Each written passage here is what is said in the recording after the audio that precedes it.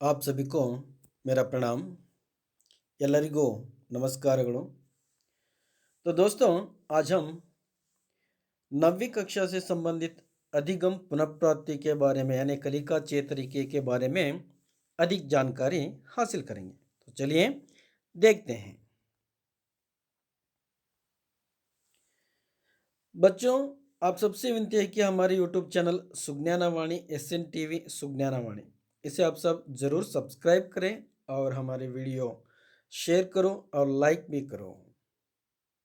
ಎಲ್ಲ ಸ್ನೇಹಿತರು ಹಾಗೂ ವಿದ್ಯಾರ್ಥಿಗಳು ನಮ್ಮ ಯೂಟ್ಯೂಬ್ ಚಾನಲ್ ಸುಜ್ಞಾನವಾಣಿಯನ್ನು ಸಬ್ಸ್ಕ್ರೈಬ್ ಮಾಡಿ, ವಿಡಿಯೋವನ್ನು ಲೈಕ್ ಮಾಡಿ ಮತ್ತು ಶೇರ್ ಕೂಡ ಮಾಡಿ।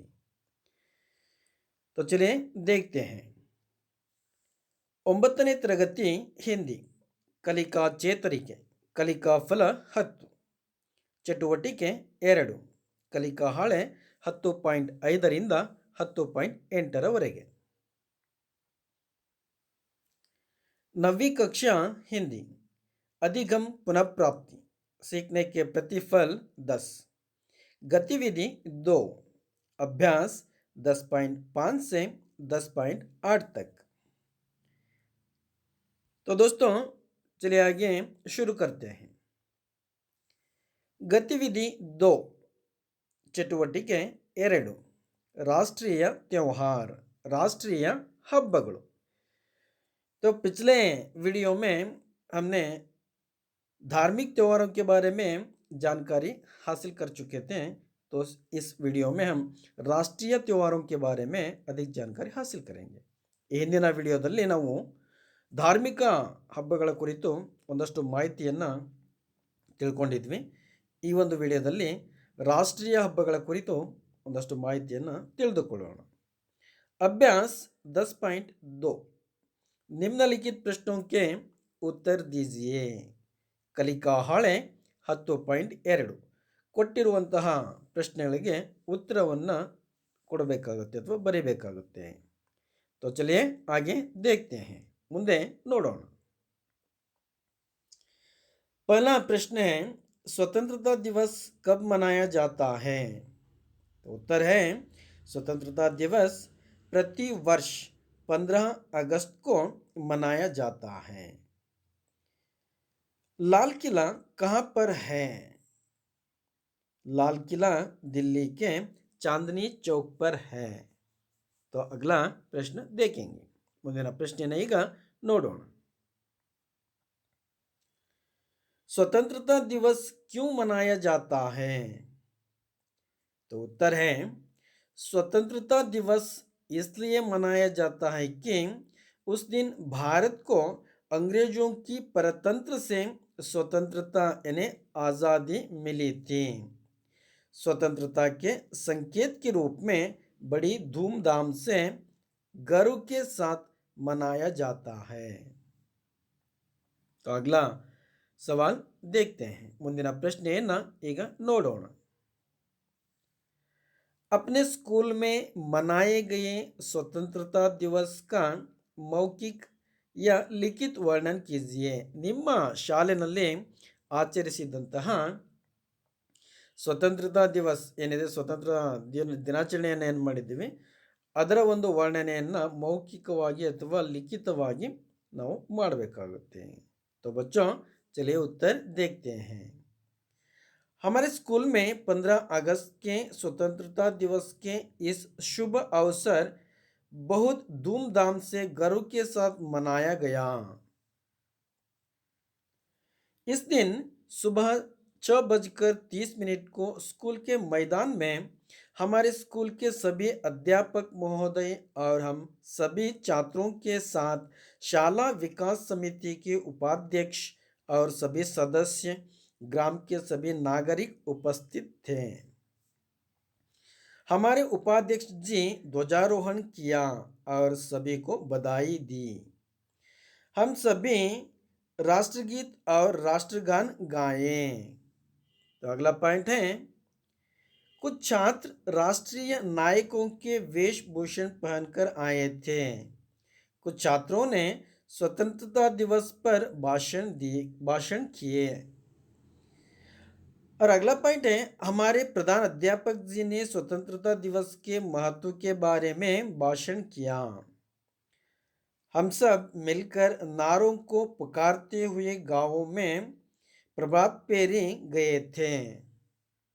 तो अगला पॉइंट है, अंत में छात्रों से सांस्कृतिक और मनोरंजन क्रियाकलाप के साथ कार्यक्रम समाप्त हुआ। तो बच्चों, आप इस प्रकार लिख सकते हैं। तो अगला अभ्यास की ओर चलते हैं। ಮುಂದಿನ ಕಲಿಕಾಳೆಯನ್ನ ಈಗ ನೋಡೋಣ। अभ्यास 10.6 निम्नलिखित प्रश्नों के उत्तर लिखिए। ಕಲಿಕಾ ಹಾಳೆ 10.6 ಕೊಟ್ಟಿರುವಂತಹ ಪ್ರಶ್ನೆಗಳಿಗೆ उत्तरವನ್ನು ಬರೆಯುವುದು। तो चलिए आगे देखते हैं। तो पहला प्रश्न है, गणतंत्र दिवस कब मनाया जाता है? उत्तर है, गणतंत्र दिवस प्रतिवर्ष 26 जनवरी को मनाया जाता है।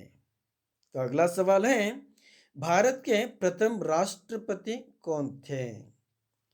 भारत के प्रथम राष्ट्रपति कौन थे? उत्तर है, डॉक्टर बाबू राजेंद्र प्रसाद भारत के प्रथम राष्ट्रपति थे। तो अगला सवाल देखते हैं। ಮುಂದಿನ ಪ್ರಶ್ನೆಯನ್ನ ಈಗ ನೋಡೋಣ। गणतंत्र दिवस पर तिरंगा झंडा कहाँ कहाँ लहराया जाता है? तो उत्तर है, नई दिल्ली के लाल किले पर लहराया जाता है। अगला पॉइंट है, सभी सरकारी कचहरी, शाला कॉलेज तथा संस्थाओं में लहराया जाता है। तो अगला प्रश्न है, गणतंत्र दिवस क्यों मनाया जाता है? प्रश्न है, गणतंत्र दिवस क्यों मनाया जाता है? तो उत्तर है, हमारे भारत देश में 1950 जनवरी 26 को संविधान लागू किया गया था। इसी कारण से गणतंत्र दिवस को पूरा भारत में धूमधाम से मनाया जाता है। तो इस प्रकार बच्चों आप क्या कर सकते हैं, उत्तर लिख सकते हैं। तो अगला क्रियाकलाप देखेंगे। ಮುಂದಿನ ಕಲಿಕಾಳೆಯನ್ನ ನೋಡೋಣ। अभ्यास 10.7 राष्ट्रध्वज के बारे में लिखिए। ಕಲಿಕಾ ಹಾಳೆ 10.7 ರಾಷ್ಟ್ರಧ್ವಜದ ಕುರಿತು ಬರೆಯುವಂತಹದ್ದು।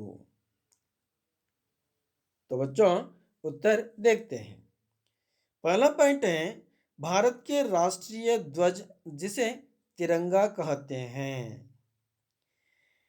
तो अगला पॉइंट है, 3 रंग की क्षैतिज पट्टियों के बीच में नीले रंग के एक चक्र द्वारा सुशोभित है। तो अगला पॉइंट है, इसकी अभिकल्पना पिंगली वेंकैया ने की थी।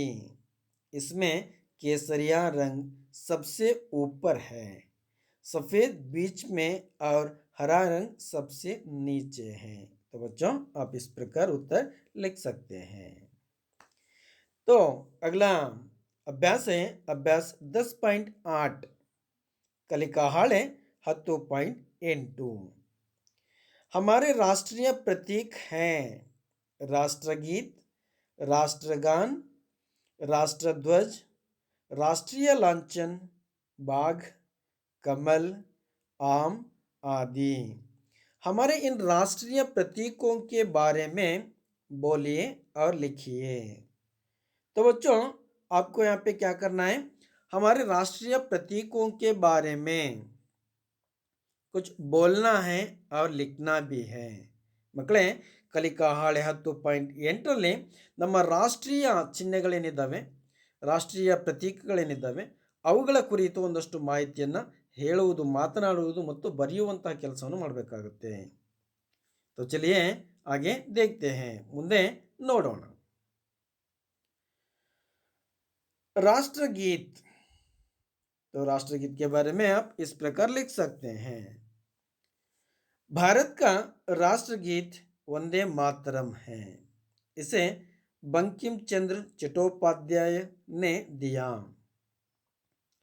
उन्होंने 1882 में पहली बार इस्तेमाल किया था। तो अगला पॉइंट है, स्वतंत्रता प्राप्ति के बाद डॉक्टर राजेंद्र प्रसाद ने संविधान सभा में 24 जनवरी 1950 में वंदे मातरम को राष्ट्रगीत के रूप में अपनाने संबंधी वक्तव्य पढ़ा, जिसे स्वीकार कर लिया गया। तो इस प्रकार आप क्या कर सकते हैं, उत्तर लिख सकते हैं राष्ट्रगीत के बारे में। तो अगला राष्ट्रीय प्रतीक है राष्ट्रगान। तो उत्तर है, भारत का राष्ट्रगान जन गण मन। इसे रविंद्रनाथ टैगोर ने बंगाली भाषा में लिखा था। संविधान सभा ने 24 जनवरी 1950 को जन गण मन को राष्ट्रगान के रूप में अपनाया। तो अगला प्रतीक है राष्ट्रीय प्रतीक राष्ट्रध्वज। राष्ट्रध्वज के बारे में लिखना है। तो पहला पॉइंट है, भारत के राष्ट्रीय ध्वज जिसे तिरंगा कहते हैं, 3 रंग की क्षैतिज पट्टियों के बीच में नीले रंग के एक चक्र द्वारा सुशोभित है। तो अगला पॉइंट है, इसके अभिकल्पना पिंगले वेंकैया ने की थी। इसमें केसरिया रंग सबसे ऊपर है, सफेद बीच में और हरा रंग सबसे नीचे है। तो इस प्रकार आप लिख सकते हैं। बच्चों आगे देखेंगे। तो अगला राष्ट्रीय लांछन है, अगला प्रतीक है राष्ट्रीय प्रतीक राष्ट्रीय लांछन। तो उत्तर है, भारत का राष्ट्रीय लांछन सारनाथ अशोक के सिंह स्तंभ के अनुकृति है।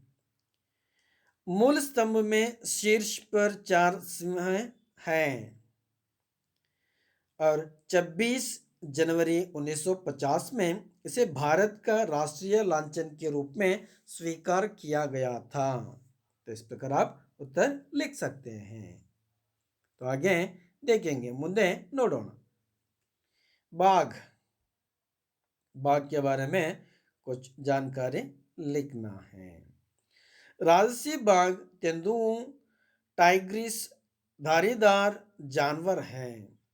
इसकी मोटी पीली लोम चर्म कोट होता है, जिस पर गहरी धारीदार पट्टियां होती हैं। लावण्यता, एकता और अपार शक्ति के कारण बाघ को भारत के राष्ट्रीय जानवर के रूप में स्वीकार किया गया है। तो इस प्रकार आप बाघ के बारे में थोड़ा जानकारी लिख सकते हैं। कमल, कमल के बारे में लिखना है। कमल भारत का राष्ट्रीय फूल है। यह पवित्र पुष्प है और इसको प्राचीन भारत के कला और गाथाओं में विशेष स्थान है। यह अति प्राचीन काल से भारतीय संस्कृति का मांगलिक सम्मान समृद्धि के प्रतीक रहा है। तो इस प्रकार कमल के बारे में आप थोड़ी जानकारी लिख सकते हैं। तो चलिए आगे देखेंगे, मुद्दे नोडोण। आम, आम के बारे में लिखना है। भारत के राष्ट्रीय फल है आम। आम भारत के राष्ट्रीय फल है। आम फल को फलों का राजा भी कहा जाता है। ऐसे ही आम के फल में विटामिन ए और सी पाए जाते हैं। तो बच्चों आप इस प्रकार आम के बारे में लिख सकते हैं थोड़ी जानकारी। तो आगे देखते हैं, मुद्दे नोडोण। तो मित्रों और दोस्तों और छात्रों, आप सबसे हमारी विनती है कि हमारे YouTube चैनल सुज्ञानावाणी SNTV सुज्ञानावाणी, इसे आप सब जरूर सब्सक्राइब करें और इस वीडियो को लाइक करें और शेयर भी करो। ಎಲ್ಲ ಸ್ನೇಹಿತರು ಮತ್ತು ವಿದ್ಯಾರ್ಥಿಗಳಲ್ಲಿ ವಿನಂತಿ ಏನು ಅಂತ ಹೇಳಿದ್ರೆ, ಎಲ್ಲರೂ ನಮ್ಮ ಯೂಟ್ಯೂಬ್ ಚಾನಲ್ ಸುಜ್ಞಾನವಾಣಿ SNTV ಸುಜ್ಞಾನವಾಣಿಯನ್ನು ಸಬ್ಸ್ಕ್ರೈಬ್ ಮಾಡಿ, ತಪ್ಪದೆ ಸಬ್ಸ್ಕ್ರೈಬ್ ಮಾಡಿ ಮತ್ತು ವಿಡಿಯೋನ ಲೈಕ್ ಮಾಡಿ ಮತ್ತು ಶೇರ್ ಕೂಡ ನಿಮ್ಮ ಇತರೆ ಸ್ನೇಹಿತರಿಗೆ ವಿದ್ಯಾರ್ಥಿಗಳಿಗೆ ವಿಡಿಯೋನ शेयर ಮಾಡಿ। आप सभी को धन्यवाद।